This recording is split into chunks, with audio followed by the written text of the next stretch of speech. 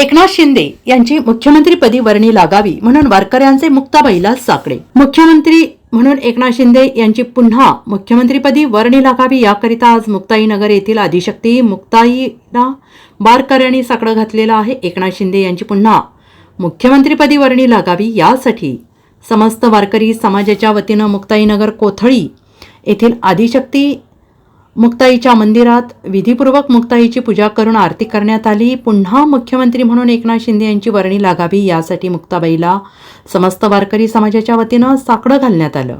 विद्यमान एकनाथराव शिंदे वारकऱ्या करतच नव्हे तर त्यांनी अशी बरीच आणि समाज उपयोगी कामे केलेली असल्या कारणाने संत सखाराम महाराजांच्या दिंडीला देखील त्यांनी यावर्षी आम्हाला 20,000 रुपये देखील दिलेले आहे।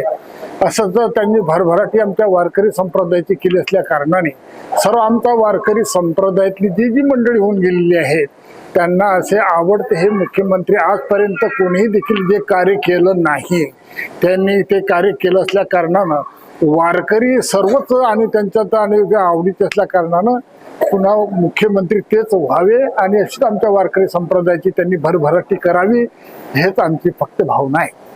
नाही, वारकऱ्यांना अनुदानपेक्षा वारकरी जेव्हा हा काया वाचा म्हणे जीवे सर्वस्व उदार बाप रखमा देवरो विठ्ठलाचा वारीकर तो सगळा उदार अंतकरणाने वारीमध्ये चालत असतो।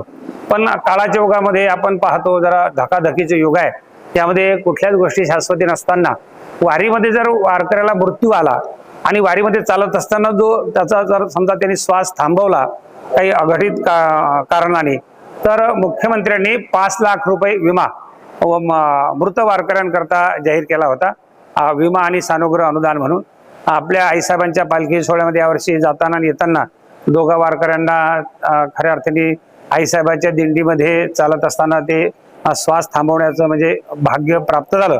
त्यांनाही सुद्धा जो त्यांनी विमा जाहीर केला होता तसा त्यांनी स्वतःहून की वारकरी लोकांना आपण काही त्याचं देणं लागतं या भावनेतून हा जो सुरक्षा कवच विम्याच्या माध्यमातून केलं होतं वारीमध्ये ते सुद्धा निर्णय त्यांचा एक चांगला होता। त्याचं सुद्धा आमच्या वारकरी मंडळीमध्ये फार मोठं कौतुक झालं, त्याबद्दल त्यांना धन्यवाद आहेत।